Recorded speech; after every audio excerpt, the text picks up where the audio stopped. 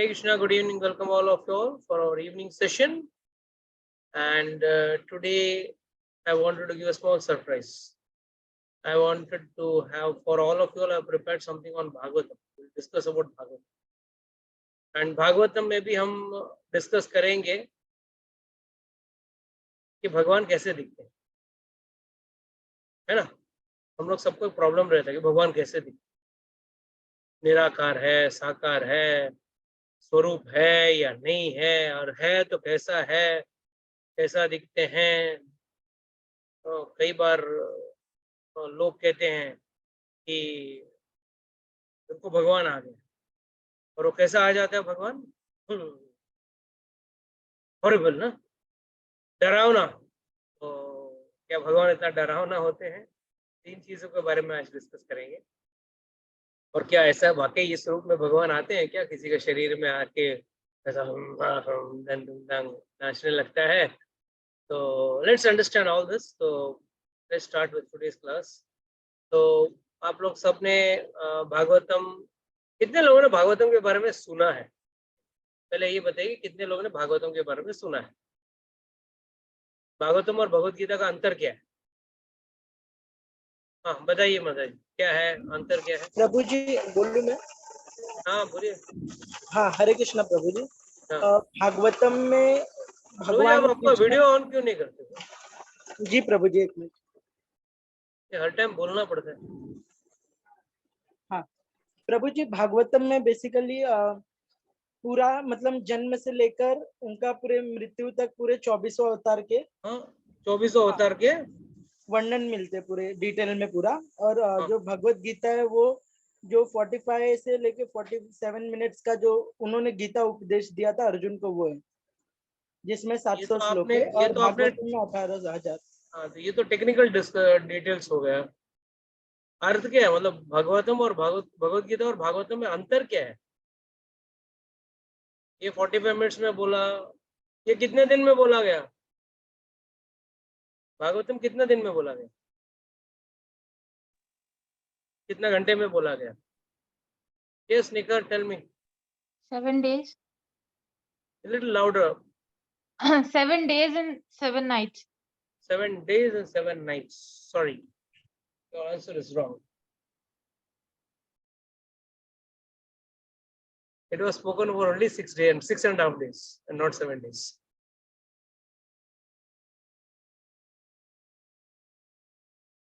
Puja Mataji, can you elaborate on this? How it was spoken only for 6.5 days and not 7 days? आप ही बोलिए अभी सबके लिए अच्छी तरह से। आप ठीक से बोलिए बाबू जी, मैं कुछ गलती कर दूंगी, आप ठीक से बोलिए। तो बोलिए तो सही, देखेंगे। गलती करने के लिए तो प्लेटफॉर्म है। हाँ, ये सबसे पहले श्रीमद् भागवतम, यहाँ मतलब जो हम बात कर रहे हैं वो सुखदेव गोस्वामी जी ने परीक्षित महाराज के को सुनाया था। तो उन्होंने नहीं, मैं वो नहीं पूछ रहा, ये 6.5 दिन का मैं हिसाब कैसे दे रहा हूँ वो मत बोलो। Prabhu ji, I cannot elaborate on that is my question. हाँ, अभी क्या डालना है? कुछ भी नहीं, डायरेक्ट केला।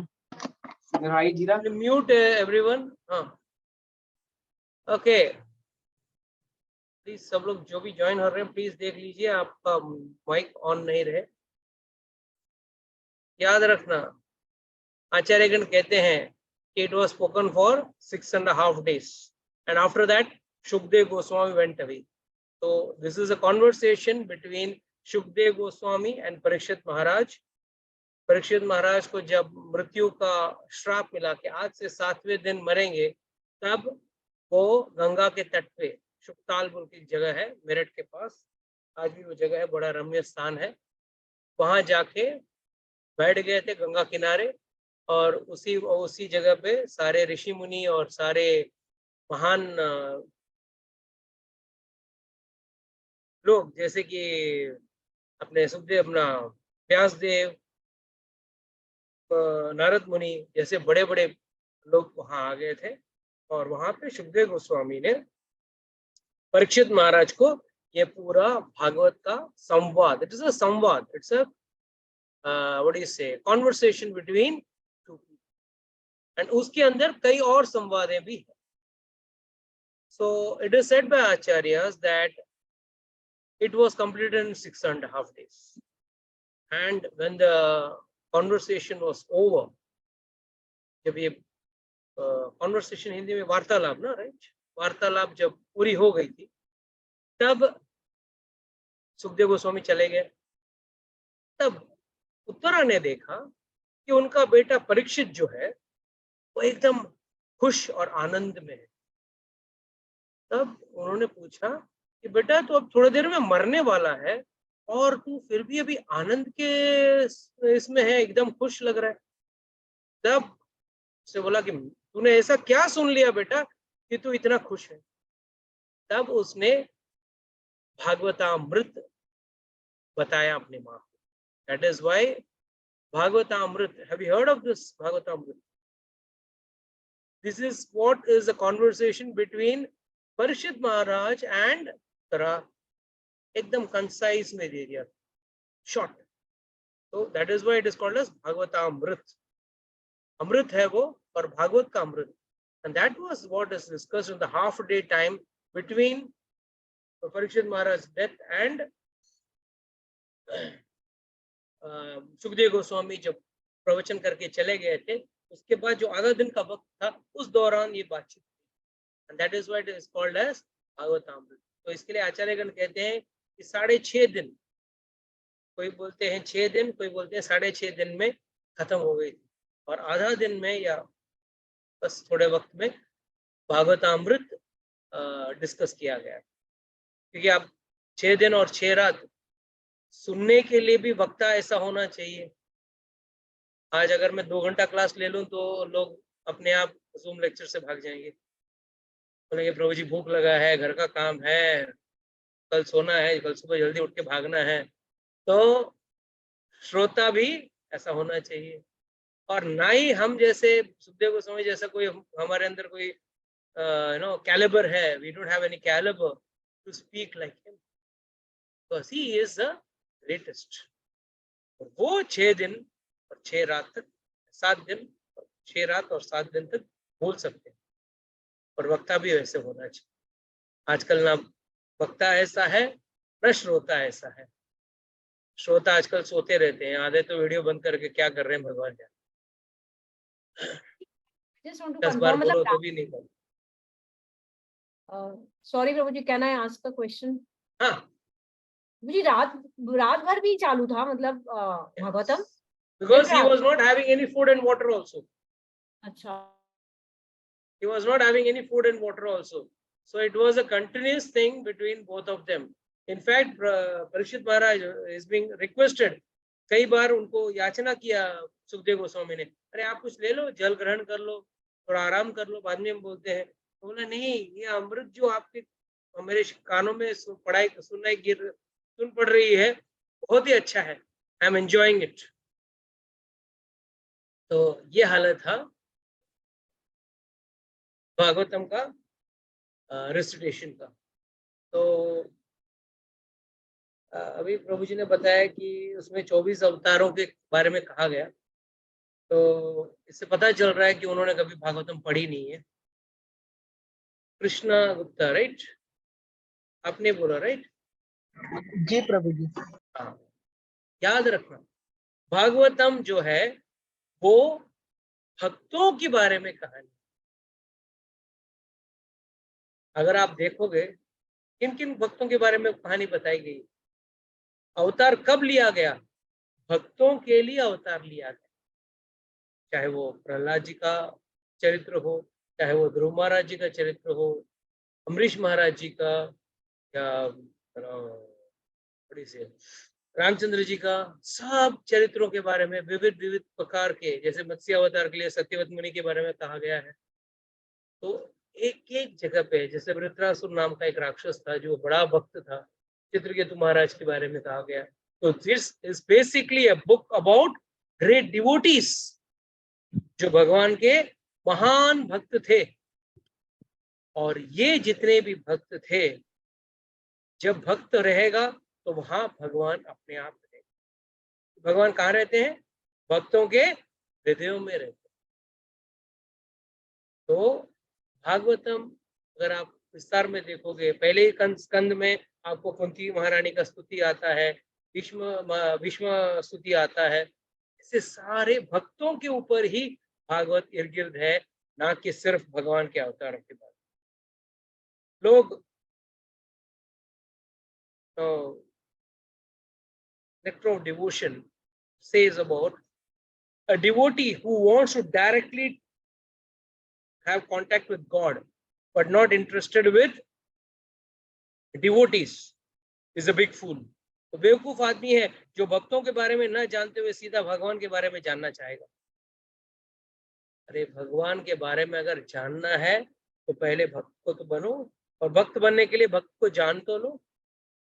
अगर कोई क्रिकेट खेलना चाहता है, कोई लड़का क्रिकेट खेलना चाहता है, तो पहले वो सीधा बैट लेके मैदान में उतरेगा या बड़े बड़े कोच से सीखेगा, कोई आइडियल बनाएगा, हाँ मुझे डॉन ब्रैडमैन जैसा बनना है, या सचिन तेंदुलकर या गावस्कर ऐसा किसी कोई अच्छे खिलाड़ी की तरह मुझे बनना है। One has to understand that it is very important that we understand about devotees first to understand about God.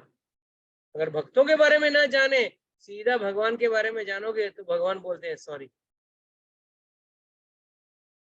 मैं भक्तों के बगैर मैं अधूरा हूं। मेरे बारे में आप जानकारी जरूर ले पाओगे, अगर मुझे अगर पाना है तो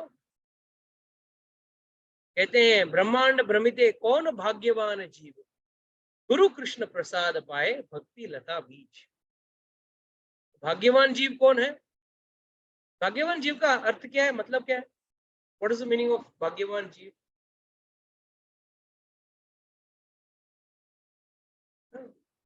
क्या कोई भी भाग्यवान नहीं है? सब अभागे हैं यहाँ पे? प्रभु जी, हाँ, भाग्यवान जीव जो जिसकी लक अच्छी है, किस्मत, जिसको भगवान का आशीर्वाद है, वो भाग्यवान है। किसका आशीर्वाद है? लॉर्ड भगवान का। भगवान का आशीर्वाद किस तरह से? द पर्सन में खूब सारा पैसा हो, गाड़ी बंगला हो? नहीं नहीं नहीं नहीं, आई डोंट मीन। Then? ये तो मटेरियलिस्टिक चीजें हैं प्रभु जी। तो आध्यात्मिक चीज क्या होगी इसमें? जिसके कामों से भगवान खुश हैं, वो उनकी मर्सी होती है, वो भाग्यवान है। जिस पे भगवान की कृपा हो। And I don't mean the materialistic things. वो आदमी स्वस्थ रहेगा, खुश रहेगा, भगवान की पूजा करेगा, आराधना करेगा, वो भाग्यवान है। माता जी याद रखना, पूजा करने वाला व्यक्ति जो है जी, वो याचक है। भक्ति अच्छा, जो है ना जी, भक्ति पूजा के ऊपर है। तो starting stage is puja, but for a devotee devotion is much higher than just puja. Puja means rituals. ये करना चाहिए, ये नहीं करना चाहिए। बस सुबह उठ लिया, राम राम नाम का चादर पहन लिया, मंदिर चले गए, शिव जी को दूध चढ़ा दिया, आते वक्त सोच रहा है आज पूरा दिन किसको कैसे ठगूं, धंधा कैसे चलाऊं, आगे बढ़ाऊं। तो ये पूजा है। ये पूजा भगवान की सेवा। बोलिए तो सेवा कैसे करेंगे आप बताइए? भगवान की सेवा मतलब भगवान के लिए सर्विसेज ऑफर करना, उनके मंदिर जाना, वहां पे के भगवान के भजन करना।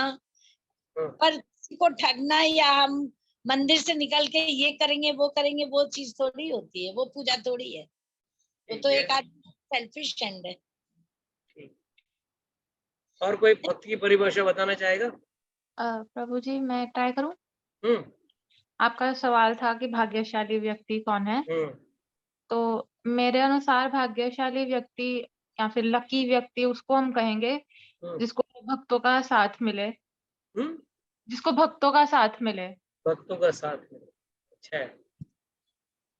सबसे बड़ा चीज तो लकी वो व्यक्ति है जो सत्संग में पहुंचे, चाहे वो ऑनलाइन हो या ऑफलाइन हो, सत्संग में होना जरूरी है।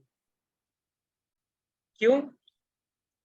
हम जब भगवान के बारे में बात कर रहे हैं, जी कोई व्यक्ति वहां प्लान कर रहा है आज इसको खून करना है, कहीं कोई और व्यक्ति प्लान कर रहा है आज तो यहाँ डाका डालना है, कोई और प्लान कर रहा है कि मुझे कुछ बड़े कांड करने हैं, कोई आतंकवादी सोच रहा है कि हमको एक कुछ बड़े मिशन को अंजाम देना है। तो हम जब ये डिस्कस कर रहे हैं ये सब, तब कोई और हमसे भी ज्यादा मंथन कर रहा है, ज्यादा विचार कर रहा है, पर वो विचार क्या है? गलत है, भगवान के विरुद्ध है, इंसानियत के विरुद्ध है। या किसी को ठगने के बारे में सोच रहा है, कुछ ना कुछ सोचता रहेगा, कोई ना कोई लस्टी थिंग के बारे में सोचता रहेगा, today I will enjoy this female और I will enjoy this man, something of that sort. But कहते हैं ना, सबसे भाग्यवान व्यक्ति वो होता है जिसको सत्संग मिल जाता है। सत्संग में भक्त भी आ गए और गुरु भी आ गया। और ब्रह्मांड भ्रमिते कौन भाग्यवान जीव, गुरु कृष्ण प्रसाद पाए। जिसके जीवन में एक गुरु है, और गुरु क्या देता है? कृष्ण देता है। और कृष्ण क्या देते हैं? समझो डायरेक्ट आपको कृष्ण मिल गए तो क्या देंगे आपको? गुरु देंगे। रामचंद्र जी के पास शूर्पणखा गई डायरेक्ट, मतलब कोई बीच में नहीं थी, मैं डायरेक्टली भगवान के पास जाता। तो रामचंद्र जी बोला नहीं नहीं नहीं, मैं सही आदमी नहीं, जाओ। तो शंकरशन बैठा है ना, लक्ष्मण, ये शंकरशन राइट, विष्णु तत्व, उसके पास जाओ। तो विष्णु के पास गया, मतलब विष्णु अपना शंकरशन के पास गए, गुरु तत्व के पास गए। तो उन्होंने बोला नहीं नहीं, आप यहाँ मेरे पास मत जाना, आप जाइए भगवान रामचंद्र जी। तो यही कहा गया है कि अगर गुरु मिले, असली गुरु, मार्केट वाले गुरु की बात नहीं करता, असली गुरु क्या देगा आपको? भगवान, या भगवान को प्राप्त करने का मार्ग। और गुरु के पास जाओगे तो सिर्फ और सिर्फ भगवान को प्राप्त करने का मार्ग होता है। और वो व्यक्ति जो है, जो इन दोनों के बीच में है ना, वो सबसे भाग्यवान है। क्यों? एक बाजू गुरु तो एक बाजू भगवान, और क्या चाहिए उसको? भौतिक दुनिया के लिए गुरु है, आध्यात्मिक दुनिया के लिए भगवान है। तो ये तो मतलब बोलते ना, फुल सील पैक, कोई माया कहीं से भी अटैक कर नहीं सकती। बट जब लोग गुरु का गुरु बन जाते हैं तो बनने का बहुत शौक रहता है। कुछ लोग बोलते हैं नहीं नहीं, मैं गुरु अपना तय करूंगा, ये गुरु अच्छे नहीं, वो गुरु अच्छे हैं, इससे वो बेहतर है, उससे ये बेहतर है। याद रखना, शास्त्र में कहा गया है, जो व्यक्ति 2 डॉक्टर, 2 टीचर, 2 वकील और 2 गुरु के चक्कर में रहता है ना, और आखिर में 2 पत्नी के चक्कर में रहता है ना, वो बर्बाद हो जाता है। ये शास्त्र का विधान है। शास्त्र कहता है 2 डॉक्टर, आप एक बीमारी से लेके 2 डॉक्टर के पास जाओगे, एक डॉक्टर बोलेगा नहीं काटना पड़ेगा, दूसरा डॉक्टर बोलेगा नहीं मैं अलग तरीके से इलाज करूंगा। दोनों अपना अपना दवाई देंगे, सुबह आप किसी का दवा खाओगे, शाम को किसी और का दवा खाओगे, बीमारी ठीक हो ना हो, तीसरी बीमारी जरूर आ जाएगी। 2 वकील, एक ही केस 2 वकील के पास लेके जाओ, तरीका अलग रहेगा सिचुएशन का। आप किसके पास जाओगे, किसी के पास नहीं जाओगे, किससे करवाओगे, किससे नहीं करवाओगे, ये भी कंफ्यूजन है। उसके बाद 2 पत्नी, वो व्यक्ति का तो हालत सबसे बुरा रहता है, तो घर का ना घाट का ऐसा रहता है। तो ज्यादा विस्तार ना करते हुए आगे जाते हैं। और 2 गुरु, ज्यादा गुरु से ज्ञान लोगे तो भ्रमित हो जाओगे। तो कारण, can anyone give me a reason for that?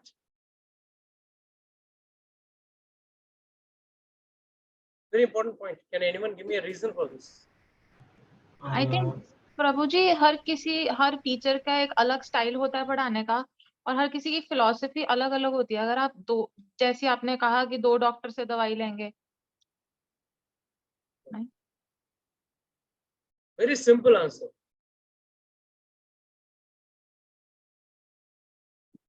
Yes पूजा माता जी।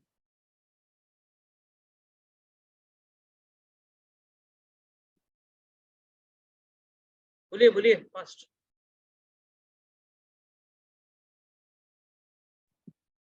अरे मतलब सबसे आपका सिंपल प्रश्न आंसर है। हाँ बोलिए। या आप ये पूछ रहे हैं ना कि हम ज्यादा ज्ञान नहीं लेना चाहिए, मतलब वो गुरु से, ऐसे आप बोल नहीं रहे हैं क्या? वो गलत बात है, ज्ञान ज्यादा लेना ही चाहिए। नहीं मतलब ऐसा नहीं होना चाहिए कि आप सोचो कि ज्ञान लेने के बाद कि मैं ही सबसे ज्यादा इंटेलिजेंट हो गया हूँ और नहीं अपने नहीं आप को प्राउड फील करना नहीं। शुरू कर दूं। No doubt what Nikhar said is true to a great extent कि भाई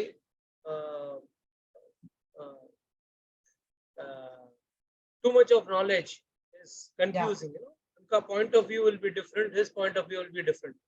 जैसे आप ब्रह्मचारी से आप ज्ञान लेते हो तो उनका point of view is different, एक गृहस्थ का point of view is different. And गृहस्थ प्रॉब्लम्स देखा होगा, एक ब्रह्मचारी ने नहीं देखा होगा, तो उसको पता भी नहीं कि वो प्रॉब्लम क्या होता है। जैसे बच्चों का प्रॉब्लम हुआ, कुछ और प्रॉब्लम हुआ, ब्रह्मचारी नहीं जानता, तो उसे खुद कभी बच्चे पाले नहीं है, उसे कभी मतलब संसार देखा नहीं है। अच्छी बात है, महान लोग तो व्यक्ति महान है, महान, इसमें कोई उनकी महानता में कोई कमी नहीं है, मगर they can't give solutions to practical problems held by grahasthas. Vice versa, if someone is a bachelor, the brahmachari, for his problems, a grahastha to give solution is always difficult. I'm not saying it is impossible, but it is difficult. But most important is it creates confusion in the mind of the people. एक व्यक्ति कहता है कि मुझे ये फलाना फलाना मंत्र जपना है, ये फलाना फलाना पूजा करना है, या फलाना फलाना कुछ भी चीज करना है, और दूसरा व्यक्ति कुछ और कह रहा है। It is not that it is not mentioned in the शास्त्र. दोनों सही हैं। अगर आप 2 डॉक्टर के पास जाते हो तो क्या 2 डॉक्टर गलत राय देंगे? पैसे तो दोनों ले रहे हैं, क्या एक डॉक्टर आपको मारना चाहता है क्या? It's not that. It is how that person is looking at your problem, and he tries to find an own solution. And above all, remember one thing: the solution is actually given by God. इस problem का solution भगवान दे रहे हैं, सिर्फ एक माध्यम बनता है आपका गुरु, सिर्फ एक माध्यम, सॉल्यूशन बता रहा है। और आपको उसका पता कब चलेगा? जब आप भागवतम के 4 स्कंद में एक बड़ा रमणीय कहानी है, और वो है ध्रुव महाराज की। तो हम ध्रुव महाराज की कहानी थोड़ा संक्षेप में लेते हैं। आई डोंट थिंक आज के क्लास में वो खत्म होगा, but we'll try to complete it in the next session. So this is the 4th canto of Bhagavatam. Bhagavatam के 4 स्कंद में है ये। So it is said, Maitreya describes about the children of Swayambhu Manu. Swayambhu Manu, अच्छा कौन थे स्वयंभू मनु? पहला वो तो जान लेते हैं। वो स्वयंभू मनु नाम सुना है? अच्छा आप लोग में से कितने लोग ने भागवतम गलती से पढ़ लिया? किसी ने नहीं पढ़ा? पढ़ा नहीं है प्रभु जी, सुना है जो सुना कथा है। होती है। हाँ चलो, तो स्वयंभू मनु के बारे में आपने क्या सुना है? ब्रह्मा जी के बेटे थे। Very good. और जो ब्रह्मा जी के बेटे तो नारद मुनि भी थे, सनत कुमार, सनत सनातन, 4 कुमार, चतुर कुमार भी तो थे, सब थे। तो फिर स्वयंभू मनु में क्या स्पेशल है? नहीं वो मैंने ये सुना है कि वो ब्रह्मा जी के पहले बेटे थे, ब्रह्मा जी के बेटे थे जो कि पहले इंसान थे इस धरती पे, और हम सब उनके संतान है, इसीलिए हमें मानव कहते हैं। मानव कहते हैं। मनु पहला मनुष्य, मानव। स्वयंभू मनु और शत्रुपा उन्होंने पहला निर्माण किया और उनको कहा कि आप और प्रजाति आओ, मतलब और उत्पन्न करो, जीवों को उत्पन्न करो, मनुष्य के रूप में जीवों को उत्पन्न करो। और उन्होंने मनुसंहिता भी लिखी थी जिसमें मनुष्य का जीवन का लक्ष्य लिखाया गया है और कैसे भगवान को प्राप्त करना है वो भी लिखाया गया है। और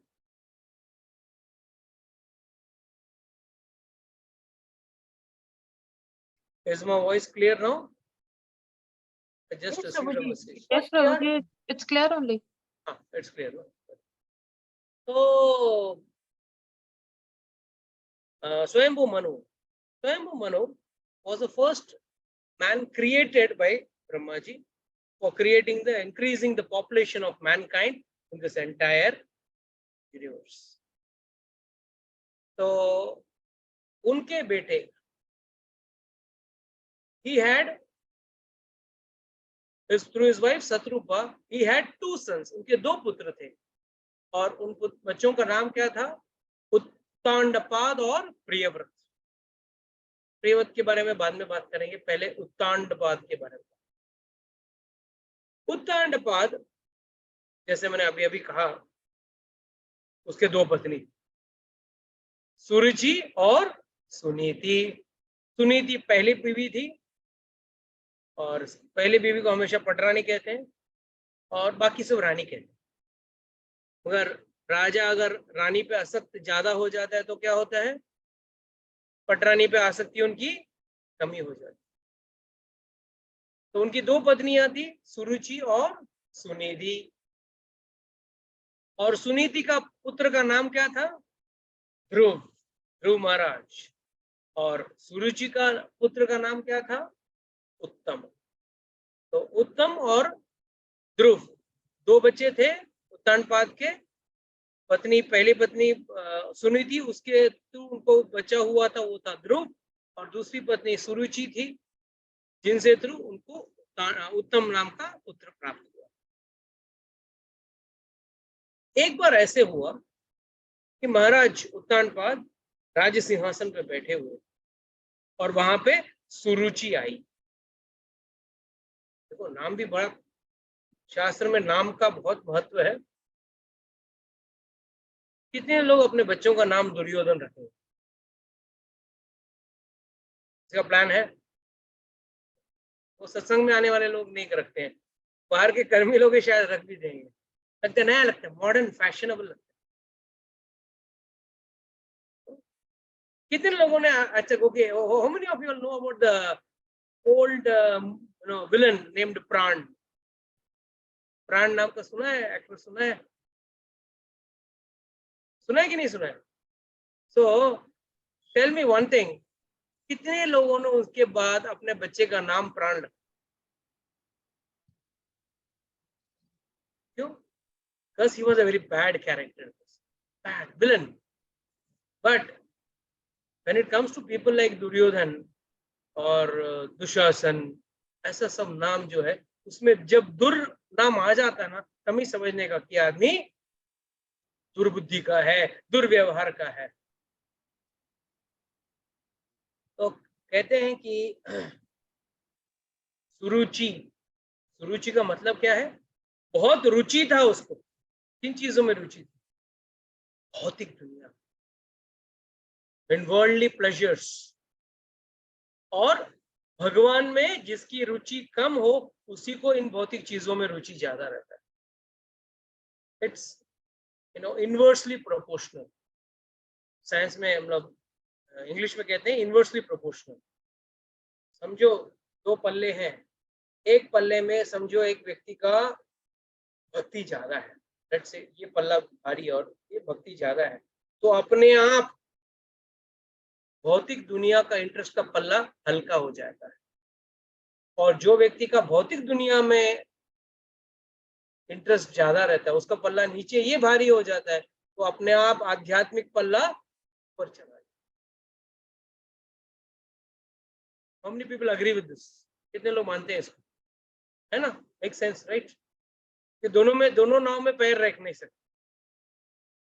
आप भक्त बनोगे, भक्त वाला जीवन जियोगे, और आपके मित्र आएंगे, बोलेंगे अरे शराब नहीं पिए तो क्या जिया, नॉनवेज नहीं खाया तो क्या जिया, जुआ नहीं खेला तो क्या जीवन जिया। और भाई life is full of enjoying sex here and there, ये सब तो जीवन के मजे लेने के दिन है, और आप ये सब छोड़ के यहाँ बैठे हो और सत्संग सुनते बैठे हो। सत्संग क्या है? सबसे बोरिंग चीज है। एक व्यक्ति बोलता है, सबको सुनना पड़े, है ना। और सत्संग में कुछ फायदा होता है? एंड में आप जब उठ के जाते हो, 1 पैसे का फायदा हुआ कि आपकी एक इंद्रियों को खुशी मिली कि वो क्या है, भौतिक स्तर पे है। वो लोग आत्मा नाम का चीज है, उसके बारे में पता ही नहीं होगी। और जब आत्मा का जो खुराक है वो सत्संग है, ये वो लोग नहीं जानते। वो लोग ये सोचते हैं कि शरीर के सारे मेरे इंद्रियों को जब खुशी मिलती है, वो चीज करूंगा तो मैं खुश रहूंगा। और जो इतना करने के बावजूद सबसे दुखी है वो, याद रख। तो सुरुचि और सुनिधि दोनों पत्नियां थी, बट सुरुचि के ऊपर राजा का आसक्ति ज्यादा था और सुनिधि के ऊपर उसकी आसक्ति कम। तो कहते हैं ना कि जिस व्यक्ति के ऊपर उनका इंटरेस्ट कम रहता है, तो अपने आप उनसे थोड़ा तिरस्कार, उनसे थोड़ा दूर हो जाता है व्यक्ति। यहाँ पे सुरुचि एक दिन राजा के महल में गई, और सुरुचि का बेटा उत्तानपाद राजा के गोदी में चढ़ के बैठ गया। उसको जब ध्रुव ने देखा, ध्रुव भी वहां आ गया था, तो ध्रुव छोटा सा बालक ध्रुव ने देखा कि मेरा भाई वहां बैठा है पिताजी के गोद में, तो मैं भी जाके बैठूंगा। बच्चों में होता है ना ये। गया बैठे, सुरुचि रोकती है उसको, कहती है तू नहीं चढ़ सकता ऊपर, तुझे ऊपर नहीं जाने मिलेगा, तुझे यहीं रुकना है। और वो कहती है, बहुत एक अच्छा श्लोक कहती है, it is worth listening to this shloka. She says, तपसा अध्याय पुरुषम, तपसा आराध्य पुरुषम तस्य एव अनुग्रहेण मे गर्भे त्वाम स्वाध्याय आत्मानम यदि इच्छसि नृप आसनम। व्हाट डज शी से? देखो, पहले जाके तपस्या करो, और किसको खुश करो? आराध्याय पुरुषम। पुरुषम मतलब यहाँ पे एक ही पुरुष है। कौन है वो पुरुष? कौन है पुरुष? भगवान जी कृष्ण। भगवान कृष्ण, भगवान विष्णु, जो भी कहिए, वही एक ही पुरुष है। हम सब प्रकृति हैं। मैं कई बार कह चुका हूं, हम सब आत्माएं हैं। ये जो शरीर मिला है, कभी किसी को एक स्त्री का शरीर, तो किसी को औरत का मिला, पुरुष का शरीर मिला है। कितना बार आप एक औरत के शरीर में जा चुके हो, और कितना बार एक पुरुष बन के आप जन्म ले चुके हो, इस आत्मा का पर उसकी गिनती नहीं है। चाहे वो मनुष्य योनि में से ही या जानवर योनि में, कभी पुरुष तो कभी स्त्री। अपने कर्मों के हिसाब से हमको हमारा जन्म लेना होता है। मगर एक बात याद रखना,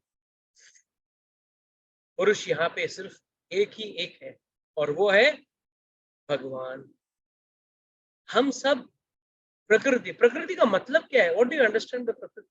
प्रकृति is something which is enjoyed by the पुरुषा। पुरुष जो चीज को भोग करता है, उसे प्रकृति कहा गया है। तो हम भगवान के अंश हैं, तो हमको भगवान की सेवा करना है। हमें भगवान की सेवा करने से हमको शांति या तृप्ति मिलती है। हम भगवान के अंश हैं, और ना ही हम पुरुष हैं। हम तो सिर्फ प्रकृति के एक भाग। इससे आपको समझ में आएगा कि भगवान परम पुरुष है। अगर कोई कहता है पुरुष, तो वो है परम पुरुष। पुरुष जो है ये भौतिक दुनिया में एक दूसरे को संबोधन करने के लिए कहा जाता है कि ये पुरुष है, एक महिला है, एक स्त्री है, ये सब एक संबोधन है, but actual definition is only God is only man, rest everything is nature, प्रकृति। तस्यैव अनुग्रहेण में, उनकी कृपा पाने से, उस भगवान की कृपा पाने से क्या होगा, तुम मेरे गर्भ में आ सकोगे। ये सुरुचि कह रही है ध्रुव महाराज को, तो तुमको पहले मेरे गर्भ से जन्म लेना पड़ेगा और उसके बाद तुमको राजा का आसन में बैठने को मिलेगा। यानी कि इनडायरेक्टली क्या कह रही है, तुम्हें शरीर छोड़ना पड़ेगा, इस शरीर में तुमको राजा के आसन में नहीं बैठ पाओगी, तुमको पहले जाके भगवान से अनुग्रह लेना पड़ेगा, भगवान की पूजा करनी पड़ेगी और फिर मेरे गर्भ से जन्म लेना पड़ेगा, तब जाके आपको चांस है भगवान के आसन में जाके बैठने का। इस श्लोक को मैंने इतना पढ़ा, इसमें से आपको क्या अलग या अजीब क्या कौन सा चीज लगा, व्हाट्स सो स्पेशल? चलो एक क्लू देता हूँ, विलन का डायलॉग कैसा होता है, ये भी एक विलन है ना, हमारी कहानी की खलनायिका है, तो खलनायिका का डायलॉग पे इतना जोर क्यों? क्योंकि वो बातों में सच्ची बात भी कहेगा कि आप ये वाले पापा को छोड़ के एक्चुअल जो पापा है उनके तरफ जाओ। नहीं, this is a wrong understanding of things. Many people take this wrong understanding. देखो यही फर्क है पहले के विलेन में और आज के विलेन। पहले के विलेन कभी भी भगवान को मानते थे। क्या बोले उसने, सुरुचि ने क्या बोला उसको, पहले जाओ भगवान का आराध्य करो और उनका आशीर्वाद प्राप्त करो, और उनका आशीर्वाद प्राप्त करने के बाद मेरे गर्भ में आओ और उसके बाद तुमको अपने पिताजी के यानी राजा के आसन में बैठने का आपको है। Means what? She is telling him to do bhakti, devotion. तो ये नहीं कह रही चला जाए यहाँ से, अगर मेरा बेटा बेटा बन के आएगा तो ही तुझे बैठने मिलेगा, ये नहीं कहा उसने। उसने क्या कहा, आराध्य पुरुषम, आराध्य करो, भगवान का आराध्य करो। She is saying that. इससे पता चलता है कि उस जमाने के विलेन भी अच्छे थे, आजकल के विलेन से तो बहुत अच्छे। जो भी हो, जब ये बात ध्रुव ने सुना दिल मिला उठा, he became very angry. He said, मुझे मेरे पिताजी के गोद में बैठना है और पिताजी कुछ नहीं कह रहे हैं, ये औरत मुझे रोक रही है। छोटी माँ कहते हैं ना ऐसे, छोटी माँ मुझे रोक रही है और पिताजी कुछ बोल नहीं रहे हैं। मेरे भाई को बिठाया और मेरे पिताजी के कान में ये बात गिर रही है, वो सुन रहे हैं इस बात को, फिर भी कुछ एक्शन ले नहीं रहे हैं। उनको आया गुस्सा और इस गुस्से में ताव में आके अपने माँ के पास सीधा चलता रोता हुआ आया। छोटा सा बालक है, रोता हुआ आया। तो माँ ने पूछा क्या हुआ बेटा, क्यों रोता हुआ आया, क्या हो गया? तब कहता है माँ मैं गया वहां पे बैठने के लिए, मगर वहां पे सुरुचि ने, मेरी सौतेली माँ ने मुझे रोक दिया और मुझे ऊपर जाने से मना किया और कहा कि जाके पूजा कर, भगवान का पूजा कर, और भगवान का अनुग्रह पाने के बाद उनके गर्भ से मैं जब पैदा होऊंगा तभी मैं वहां जाके बैठ सकता हूँ। तब कहते हैं कि आचार्यगण यहाँ कहते हैं, अगर कोई भौतिक दुनिया में, अगर आज के दुनिया में होता तो क्या करेगा कोई व्यक्ति, कोई माँ क्या कहेगी, ऐसा बोला उसने, अभी देखती हूँ मैं तो बड़ी पत्नी हूँ राजा की, अभी ठीक करती हूँ, कैसे नहीं बिठाएगा तुझे। बट उसने ऐसा कुछ नहीं किया, दूसरा बहुत बड़ा बात कहा, देख किसी के लिए बुरा मत सोच। ऐसी परिस्थिति में क्या करेगा व्यक्ति? मर जाए, बर्बाद हो जाए, तो टांग टूट जाए, ये हो जाए, वो हो जाए, दुनिया भर का बुराई सोचेंगे उस व्यक्ति के लिए। सही है क्या गलत? कोई भी जनरल पब्लिक यही सोचेगा। मगर याद रखना, प्लीज नोट दिस पॉइंट, सुरुचि ने क्या कहा, सुनिधि ने क्या कहा अपने बेटे को, बेटा कभी भी किसी का बुरा मत सोचो। और उसके पीछे कारण क्या है? There's a big reason behind it. अगर आप किसी का बुरा सोचते हो तो वो बुरा आपके साथ घटता है। It happens with you in your life. आप सोचोगे मर जाए, वो मरे ना मरे, आप जरूर मर जाओ। कभी भी किसी के लिए बुरा न सोचना। अरे फिर के टांग टूट जाए, अरे उसका टांग टूटे ना टूटे, आपका टांग टूट जाए। This is very important fact, is written in shastra. कोई भी व्यक्ति का बुरा नहीं, इच्छा नहीं करनी चाहिए। तो उन्होंने पहले चीज बेटे को बोला, बेटा कभी भी बुरे व्यक्ति के बारे में, बुरे व्यक्ति के लिए बुरा कभी मत सोचना। देन कहती है, बेटा वाकई में बहुत अभागी हूं, अभागी व्यक्ति हूं। I am a very unlucky person. क्यों? जिस औरत के ऊपर से पति का स्नेह चला जाता है वो सबसे अभागा व्यक्ति रहती है। औरत अभागी औरत रहती है। एक औरत शादी करके आती है, अपना घर बार पिता सब कुछ छोड़ के आती है, सिर्फ एक चीज के भरोसे पे कि पति के दिल में उसका जगह रहेगा, एक स्थान रहेगा। अगर वो स्थान ही ना मिले तो अभागा ही कहलाएगा ना वो व्यक्ति। That person will be considered as an unlucky person. It will be considered as inauspiciousness. तो कहती कि हाँ मैं अभागी हूँ।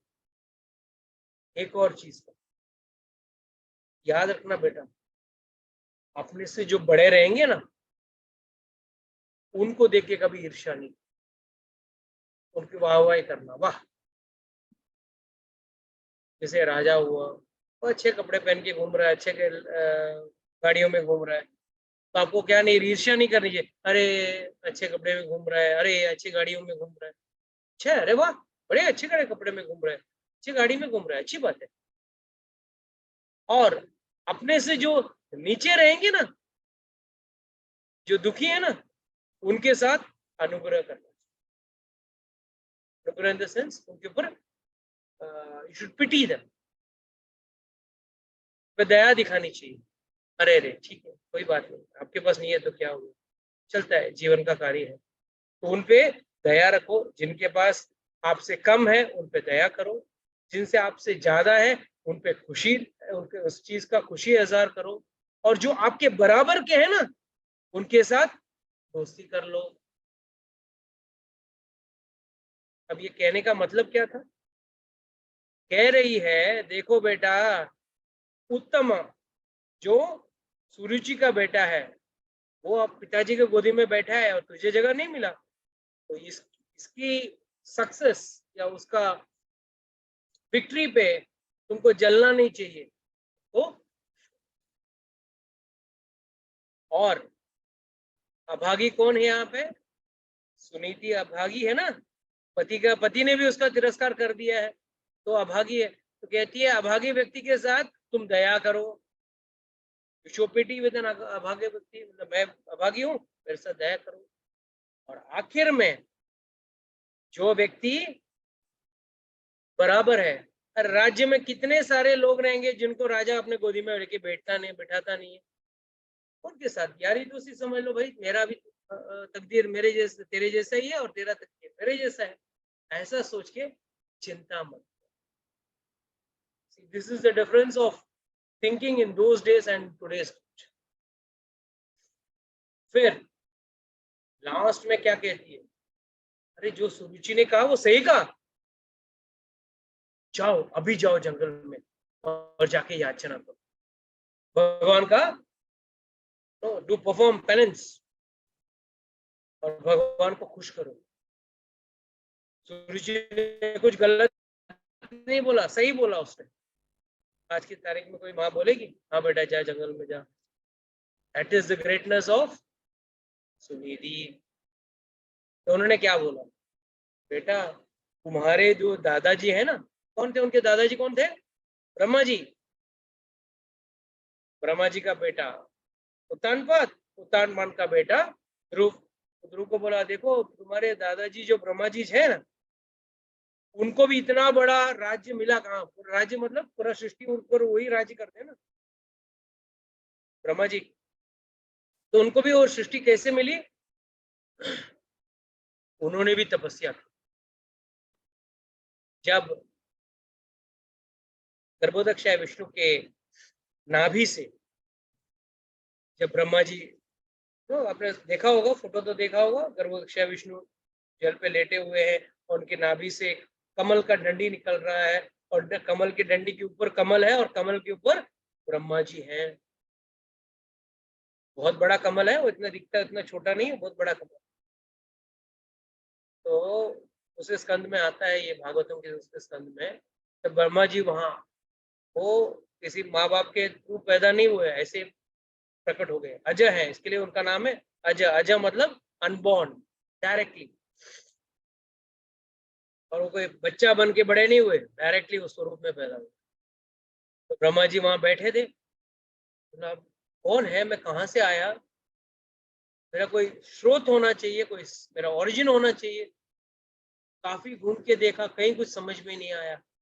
तो जो कमल का जो नाल था, उस नाल में घुस गया। बोले जाके देखूं, कहीं ना कहीं उसका स्रोत तो होगा। कहीं नीचे आया, कुछ समझ में नहीं आया, वापस जाके बैठ गए।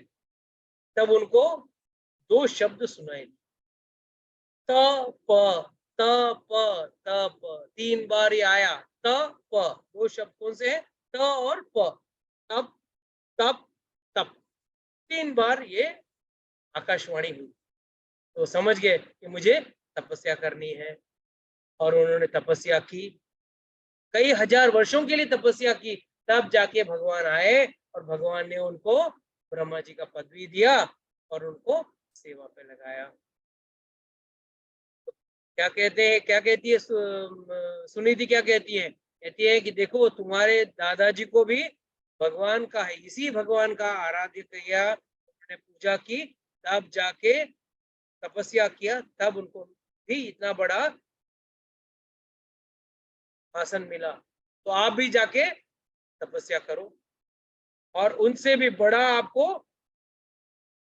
आसन मिल सकता है, भगवान का आसन मिल सकता है। तो तुरंत जैसे उन्होंने सुना, आचार्यगण का भाव बहुत अच्छा है। वो निकले, ध्रुव महाराज छोटे से बालक निकले, घर के बाहर निकले, और बाहर निकलते ही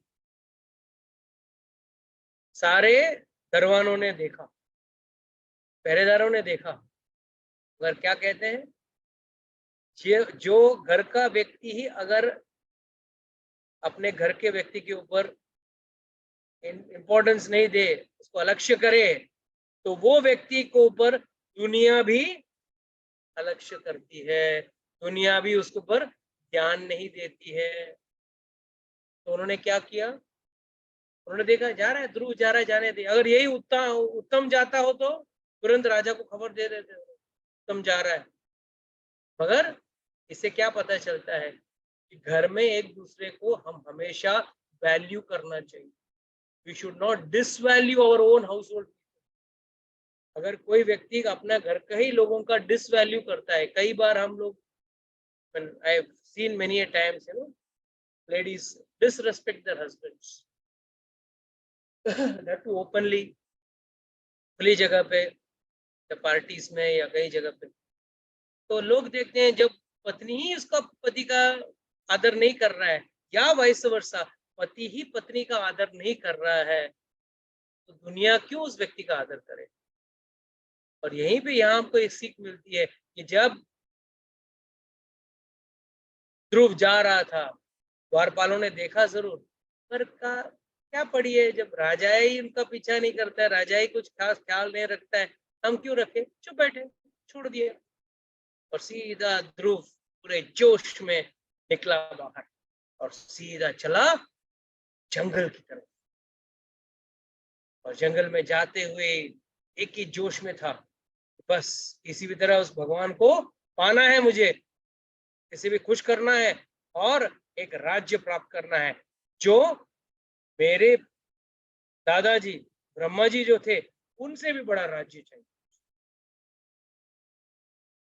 सोचो, जब ऐसा व्यक्ति निकला बाहर, छोटा सा बालक, ना ज्ञान है, ना मार्गदर्शन के लिए कोई व्यक्ति है, बट यहाँ पे एक सीख देखना है हमको कि जैसे ही कोई व्यक्ति भगवान को प्राप्त करने के लिए निकलता है, कहीं ना कहीं से भगवान एक आचार्य उसके जीवन में भेज देते हैं, एक गुरु उनके जीवन में भेज देते हैं। बस इच्छा करना ही हमारा कार्य है, बाकी सब कार्य भगवान। और इसका मतलब ये नहीं ना, कई लोग मुझे आके कहते प्रभु जी आइए मंदिर आइए, नहीं प्रभु जी क्या है ना, भगवान की इच्छा नहीं हुई है अभी तक, भगवान बुलाएंगे तब आएंगे हम, भगवान क्या बुलाएंगे। मैं हमेशा पूछता हूँ, थिएटर से फोन आता है, होटल से फोन आता है, बिन बुलाए पहुंच जाते हो ना, मॉल से फोन आती नहीं है, बिन बुलाए पहुंच जाते हो। तो जब मंदिर का बात हो या भगवान का कुछ सेवा करने की बात हो, तब आप बोलोगे नहीं भगवान ने नहीं बुलाया अभी तक। वाह, अरे आपको नहीं आना कहो ना, मंदिर आने के लिए अरे आज तो बहुत बारिश है, बहुत धूप है, बहुत गर्मी है, बहुत भीड़ है, हजार बहाने। और अब मॉल में क्या कौवे उड़ रहे हैं अंदर, थिएटर में क्या एकदम खाली हो रहा है, होटल में 1 घंटा वेट करेंगे, वेटिंग में मेरा नंबर आने दो, और वो जो भी कचरा खिलाएगा वो खाने के लिए तैयार बैठे हैं, पैसा देंगे। वहाँ अच्छा खाना बनाएगी वो नहीं खाएंगे, मगर वहाँ का कचरा चाट चाट के खाएंगे। और फिर भी क्या बोलेंगे, भगवान ने अभी तक बुलाया नहीं। ये गलत सोच है। जिस दिन आप भगवान के पास जाने के लिए सोच लोगे ना, दृढ़ता से, ऐसे नहीं जाना है कभी जाएंगे, ऐसा नहीं, सहसा नहीं, इट शुड बी दृढ़ता। जब दृढ़ता से आप सोचोगे ना, तो भगवान भी आपका मार्ग आसान कर देते हैं। तुरंत नारद मुनि पहुंच, पर नारद मुनि भी एकदम कौतुकी इंसान है भाई। लोग अक्सर भौतिक दुनिया में ना, आजकल के दुनिया में ना, नारद मुनि को एकदम ओछा तरह का व्यक्ति बता दिया है।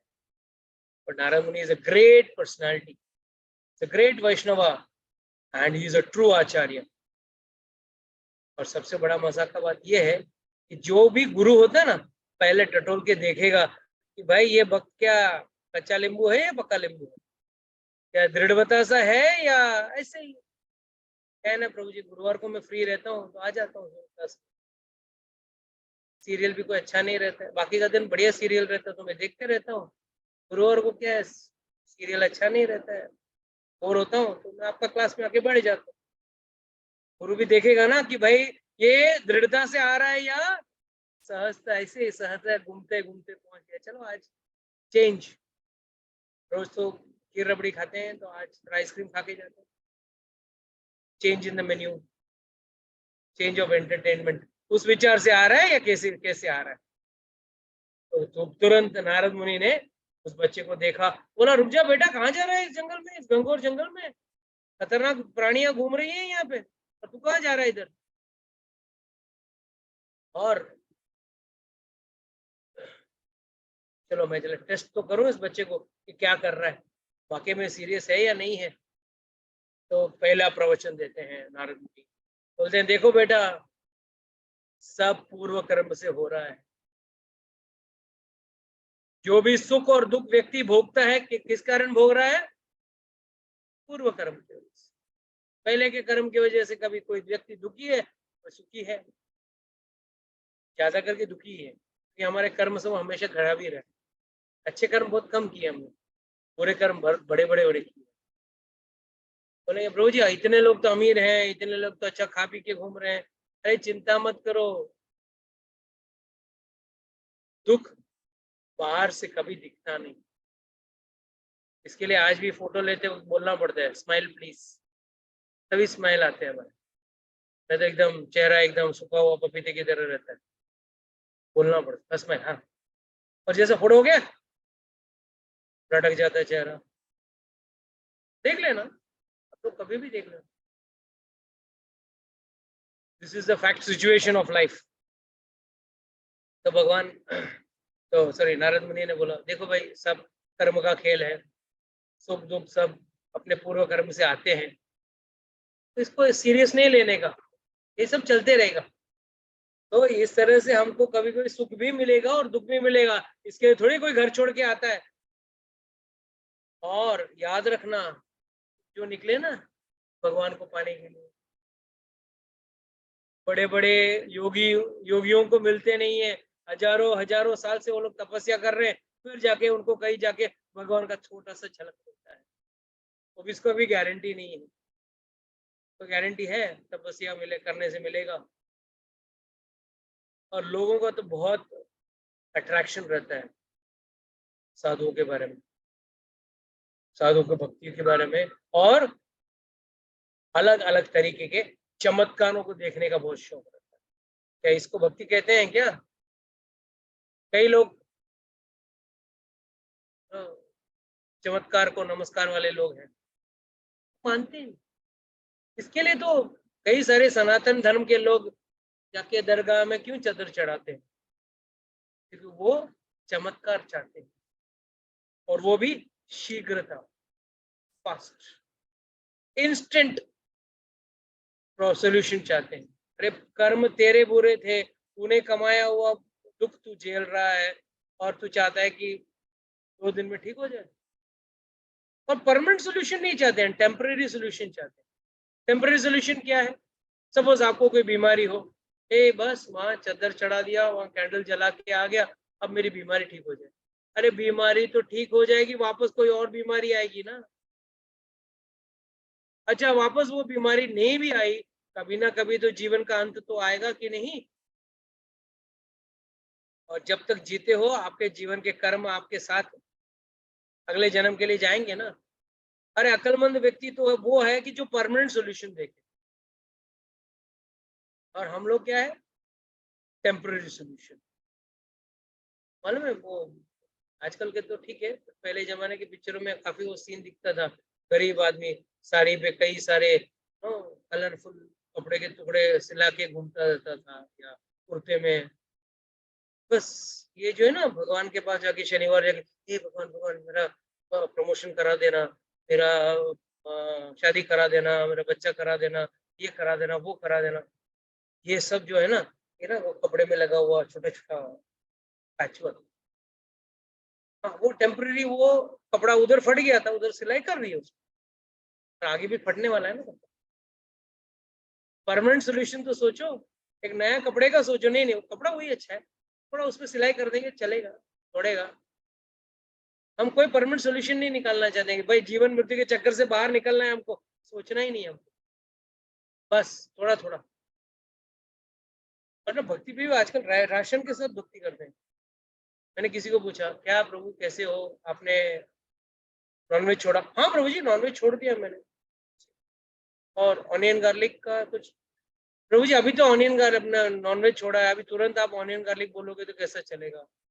आराम से, क्रम से, आराम से चलेंगे, रेशन में चलेंगे हम। पहले नॉनवेज छोड़ेंगे, थोड़ा उस दुख को थोड़ा सहेंगे थोड़ा।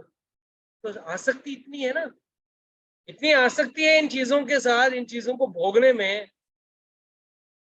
कि आदमी छोड़ना नहीं चाहता, और बहाना कुछ और बोलेगा। कई लोग मेरे पास आते हैं कई और बहाना लेके, हमारे घर पे प्रॉब्लम, हमारा खानदानी है, हम लोग खानदानी से, हम लोग वर्षों से, अरबों खरबों सालों से जीव आते रहे हैं। ठीक है भाई, बरसों से अगर कोई गलत कार्य हो रहा है करते रहो। बरसों से तो टेलीफोन थी नहीं, बरसों से तो मोबाइल थी नहीं, वो सब जीवन में आ सकता है। बरसों से तो इलेक्ट्रिसिटी थी नहीं, जीवन में वो सब बदलाव आ सकता है ना। बरसों से तो पैंट शर्ट नहीं पहनते थे, धोती कुर्ता पहनते थे, मगर अब पैंट शर्ट पहनते हैं ना। जीवन में बदलाव लाया ना, अच्छे के लिए लाया ना। ये भी तो शास्त्र कह रहा है अच्छे के लिए बदलो, और बोलते हैं नहीं बदलते हैं, रेशन में करेंगे थोड़ा सा एकदम। तो ये क्या, अभी मछली छोड़ दिया मैंने, मटन खाता हूँ बट मछली छोड़ दिया, मतलब तो क्या ऐसा क्या छोड़ना है? छोड़ना है तो पूरा छोड़ो, लाश कोई भी तरह का हो, चाहे वो मछली का लाश हो या बकरे का लाश हो, लाश ही होता है। कोई भी लाश छुओ तो नहाना पड़ता है, बूढ़ा लाश, जवान लाश, लाश ही होता है, याद रखना। तो जीवन में हमेशा हम लोग है ना अपना ही तरीके से बढ़ना चाहते हैं। तो कहते हैं कि बड़े बड़े योगी भगवान को इतनी जल्दी प्राप्त नहीं कर पाए, और प्राप्त किया तो भी बहुत वक्त लगता है। तू तो छोटा सा बच्चा है, जा घर जा, इन चीजों को दिल में मत ले, घर जा और जाके अपने माँ का गोद में बैठ और थोड़ा ज्ञान ले, थोड़ा पढ़ाई कर, जवान हो शादी कर, फिर अपने बच्चे, अपना परिवार, अपना कार्य कर, और उसके बाद जब बूढ़ा हो जाएगा तब आ जाए भक्ति करने के लिए। आप लोगों को भी यही लोग कहते हैं ना, क्या इस उम्र में जाके सत्संग में बैठते हो, बुढ़ापे में जाके करने वाली चीजें आप जवानी में कर रहे हो, अभी तो जीवन के मजे लेने के वक्त हैं। अरे बाबा, बुढ़ापे में एक गिलास पानी के लिए मोहताज रहना पड़ेगा, उस वक्त क्या भगवान का राम राम नाम आएगा क्या? हाय कमर हाय कमर हाय कमर के नाम पे हाय राम हाय राम हाय राम आएगा क्या? याद रखना, बुढ़ापे में ना कुछ ना ढंग से दिखता है, ना कुछ जीभा रहेगा, ना दांत रहेगा। राम राम बोलोगे तो भी आम आम सुनाई देगा, हवा बाहर निकलते रहेगी ना, दांत ही नहीं रहेंगे ना, फा करके आवाज निकलती रहेगी। तो तभी क्या जाके बुढ़ापे में जाके राम नाम बोलोगे आप? एक डॉक्टर से दूसरे डॉक्टर से निकलने को टाइम नहीं मिलेगा, अब सत्संग करोगे तभी। प्रहलाद महाराज कहते हैं, और कौमारम आचरण श्रेष्ठ, तो बचपन में आप जाके भक्ति करो। ये जीवन जो है ना अध्रुवम अर्थधाम है। अध्रुवम मतलब इसका कोई गारंटी नहीं, कल सुबह हम लोग सब जिंदा रहेंगे इसका कोई गारंटी नहीं, मगर एक है, मनुष्य जीवन सबसे लाभदायक है।